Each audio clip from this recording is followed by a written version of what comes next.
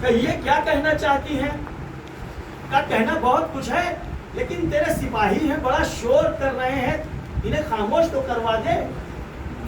اس نے حکم دیا، سارے سپاہی جو ہے وہ خاموش ہو گئے۔ کہا آپ گفتگو کریے، جو کرنا ہے، جو بولنا ہے بولیے۔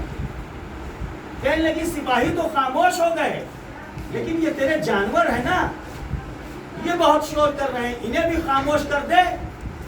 ایک مرتبہ ہمارے ساتھ گھبرا گیا، کہا جو میرے اختیار میں تھا انہیں خاموش کر دیا، یہ میرے اختیار میں نہیں ہے۔ اب تعریف کی لفظ یہ ہے کہ جناب زینب نے ان جانوروں کی طرف اشارہ کیا، اشارے کا ہونا تھا کہ سارے جانور خاموش ہو گئے، سارے جانور خاموش ہو گئے۔ اب جب جانور خاموش ہوئے تو سب سے پہلا خطاب ہمارے ساتھ کو کیا، کہا دیکھ ہمارے ہاتھوں کو رسیوں سے باندھ رکھا ہے نا، لیکن ہمارا اختیار دیکھ، ہمارا اختیار دے۔ اور ہاں یہ بات ذہن میں رہے کہ اگر کوئی یہ کہے کہ زینب بے پردہ ہوئی ہے، بالکل نہ جھجکیے، بالکل نہ گھبرائیے، ساری قدرت، ساری طاقت، سارا اختیار انہی کے پاس ہے۔ یہ سنتے آئے ہو نا کہ زینب نے علی کے لہجے میں گفتگو کی ہے، علی کے لہجے میں، اور ہوا بھی ہے۔ عبداللہ ابن عفیف ایک صحابی ہے، جب جناب زینب خطبہ دینا شروع کرتی ہیں تو ان کے بارے میں یہ ملتا ہے کہ آنکھوں کی بینائی چلی جا چکی ہے۔ مولا علی کے صحابی تھے، یہ بہت خاص صحابی عبداللہ ابن عفیف، آنکھوں کی بینائی چلی گئی، بالکل بھی کچھ دکھائی نہیں دیتا، کان بھی بالکل اٹھ چکے ہیں، بالکل بھی کچھ نہیں سنائی دیتا، یہاں تک کہ اگر بادل بھی گرجتا ہے تو اس کی بھی آواز کان میں نہیں جاتی۔ لیکن جناب زینب جب خطبہ دیتے ہوئے کچھ کہتی ہے تو ایک مرتبہ عبداللہ ابن عفیف جو نابینا بھی ہے، جنہیں سنائی بھی نہیں دیتا، ایک مرتبہ علی کی آواز کانوں سے ٹکرائی تو ایک مرتبہ بول اٹھے، کیا علی کوفے آ گئے؟ یا علی کوفے آ گئے؟ مجھے ایسا لگتا ہے کیا قیامت آ گئی؟ کسی نے سوال کیا قیامت کس بات کی؟ کہا میں نے سنا ہے علی سے کہ شب ضربت جو علی کی تھی، اس کے بعد جب علی کی آواز آئے گی تو قیامت آئے گی۔ آج میں نے علی کی آواز کو سنا ہے، کیا قیامت آ گئی؟ کہا نہیں، آج علی کی جگہ پر علی کی بیٹی ہے جو خطبہ دے رہی ہیں۔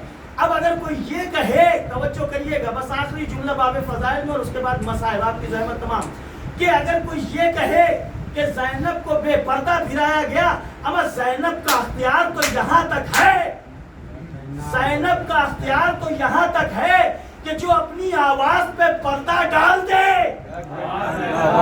سبحان اللہ۔ زینب کا اختیار یہاں تک ہے کہ اپنی آواز کو نامحرم تک نہ، زینب کی آواز کو نامحرم بھی سننے نہ پائے، بلکہ اپنی آواز پہ پردہ ڈال دے اور اپنے لہجے کو اپنے بابا علی کے لہجے میں بدل دے۔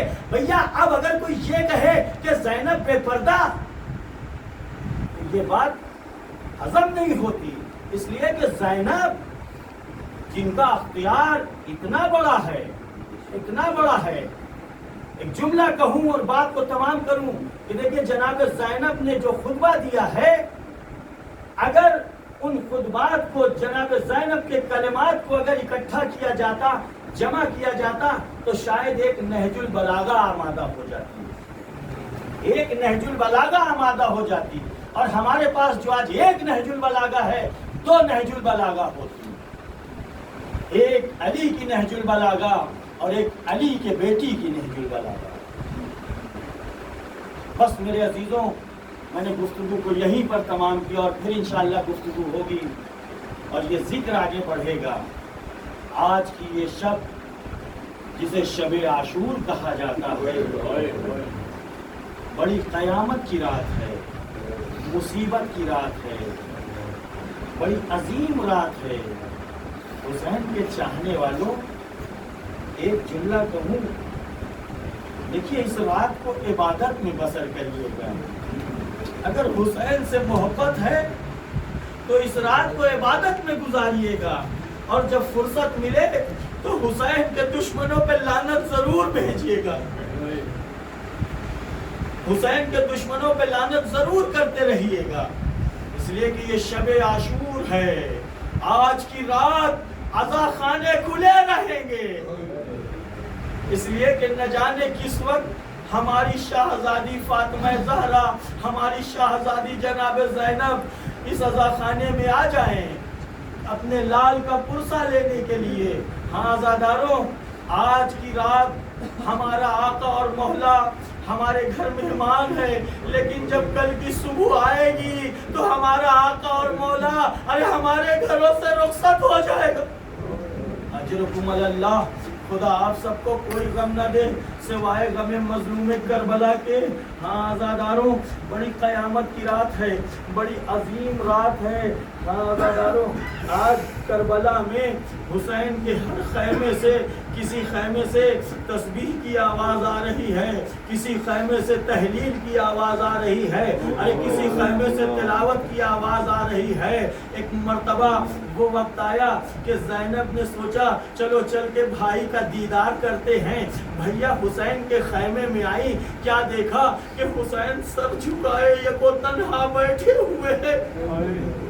شب عاشور حسین ایک خیمے میں، خیمے کے ایک گوشے میں سر جھکائے اکیلے بیٹھے ہیں۔ زینب نے دیکھا تو حیرت کی انتہا نہ ہوئی، ہائے دشمنوں کا گھیرا ہے اور میرا بھیا حسین اکیلا ہے، میرا ماجایا اکیلا ہے، ارے میرا بھیا عباس کہاں ہے، میرا بھیا عباس کہاں ہے، ارے علی اکبر کہاں ہے، قاسم کہاں ہے، چاہنے والے کہاں ہیں۔ ایک مرتبہ مقاتل لکھتے ہیں کہ جناب زینب ایک خیمے کے قریب آئیں، کیا دیکھا عباس نے سب کو اکٹھا کر رکھا ہے، عباس نے اکبر کو بھی بلا رکھا ہے، قاسم کو بھی بلا رکھا ہے، اور محمد کو بھی بلا رکھا ہے، تمام جوانان بنی ہاشم کو اکٹھا کر رکھا ہے، اور تلوار پر دھار دیتے جاتے ہیں، آواز دیتے ہیں اے بنی ہاشم کے جوانوں دیکھو کل قربانی کا دن ہے، کل قربانی کا دن ہے، کوئی تاخیر نہ کرنا، کوئی دیر نہ کرنا۔ ہاں ایک بات کا خیال رکھنا کہ اصحاب حسین سے پہلے ارے اپنی قربانی پیش کر دینا، تاکہ کسی صحابی کو اس بات کا ملال نہ رہے کہ حسین نے ہمیں پہلے میدان مقتل بھیج دیا ہے، اپنے بچوں کو روک رکھا ہے۔ ہاں عزاداروں، بڑی عظیم رات ہے، قیامت کی رات ہے۔ جناب زینب نے جب اس منظر کو دیکھا تو زینب کو کچھ تسلی ہوئی کہ ہاں میرے عباس کے ہوتے ہوئے، جوانان بنی ہاشم کے ہوتے ہوئے میرے بھیا حسین کی طرف کون آنکھ اٹھا کر کے دیکھ سکتا ہے۔ ہاں عزاداروں، اس کے بعد ایک مقام پہ زینب پہنچی، کیا دیکھا کہ حبیب نے تمام چاہنے والوں کو اکٹھا کر رکھا ہے۔ ہاں عزاداروں، حبیب آواز دیتے ہیں کہ دیکھو کل قربانی کا دن ہے، اور اتنا خیال رکھنا کہ حسین اور اولاد حسین پر کوئی آنچ نہ آئے، اپنی اپنی قربانی پہلے پیش کرنا۔ ہاں عزاداروں، آج کی شب کیسی کیسی ہم آتی کر رہے ہیں کربلا میں حسین کے چاہنے والے۔ ارے زینب نے جب سنا تو ایک مرتبہ زینب کا دل بھر آیا۔ ہاں عزاداروں، وہاں سے حسین کے خیمے کی طرف بڑھی، ادھر حسین خیمے سے باہر نکل رہے تھے، زینب کے لبوں پہ ہلکی سی مسکراہٹ دیکھی۔ ایک مرتبہ حسین نے سوال کیا، اے بہن زینب، ارے جب سے مدینے سے چلی ہو میں نے تمہیں کبھی مسکراتے نہیں دیکھا، بہن مسکرانے کی کیا وجہ ہے؟ کہا بھیا اب مجھے تسلی ہو گئی، ارے جس کی عباس جیسا بھائی ہو، حبیب جیسے چاہنے والے ہو، ارے اس کا کون کیا بگاڑ سکتا ہے؟ اتنا سننا تھا۔ ہائے حسین بول پڑے، اے بہن، ارے کل روز عاشورہ ہے، سب کو قربان ہونا ہے، کوئی باقی نہ بچے گا۔ اجرکم اللہ، خدا آپ سب کو کوئی غم نہ دے سوائے غم مظلوم کربلا کے۔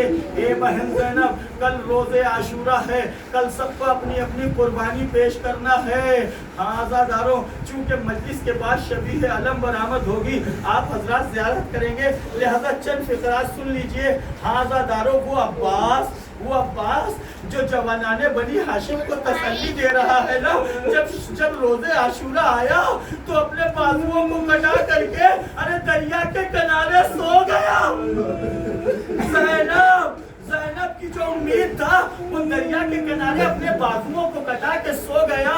ہاں عزاداروں، حسین پہنچے، لیکن مقاتل لکھتے ہیں کہ अब्बास के लाशे पे बार बार खड़े होते हैं और गिर जाते हैं, खड़े होते हैं गिर जाते हैं, खड़े होते हैं गिर जाते हैं। अजब नहीं मौला, क्या बात है, अब तक सुबह से अब तक लाशों पे लाशें लाए हो, लेकिन ये क्या बात है कि अब खड़ा नहीं हुआ जाता, आवाज़ हुसैन आएगी। अरे तुम नहीं जानते, मेरे भैया अब्बास के मरने से आए मेरी कमर टूट गई, अब हुसैन चलने के लायक नहीं। अजरकुम अल्लाह, खुदा आप सबको कोई गम न दे सिवाय गमे मजलूम करबला के। आज़ादारों, मकातिल ये लिखते हैं कि हुसैन ने अब्बास का अलम लिया, लेकर के खैमे की तरफ आए, बच्चों ने अलम आता देखा, एक मर्तबा बच्चों की ढारस बन गई, आवाज दी आओ आओ बच्चों, मेरा चचा पानी लेकर के आ रहा है। सकीना की आवाज जैसे ही बच्चों ने सुनी, एक मर्तबा छोटे छोटे कूजे लेकर के दरे खैमा को बच्चे आ गए। लेकिन जब बच्चे आ गए, अलम करीब आया, क्या देखा, अलम तो आ गया लेकिन अलमदार नहीं आया। अरे बाबा के हाथों में अलम देख कर सकीना ने मुंह पर मातम किया। आज़ादारों, अब मकातिल ये लिखते हैं कि अब्बास का अलम हुसैन ने खैमे के करीब अरे जमीन पर लिटा दिया। सैदानियों ने मुंह पर मातम करना शुरू किया। हाय उधर फरात के किनारे अब्बास के लाशे पर मलून कोई तलवार, कोई नेज़ा, कोई बर्छी से वार करता जाता है। अब्बास का लाशा हाय टुकड़े टुकड़े हो गया।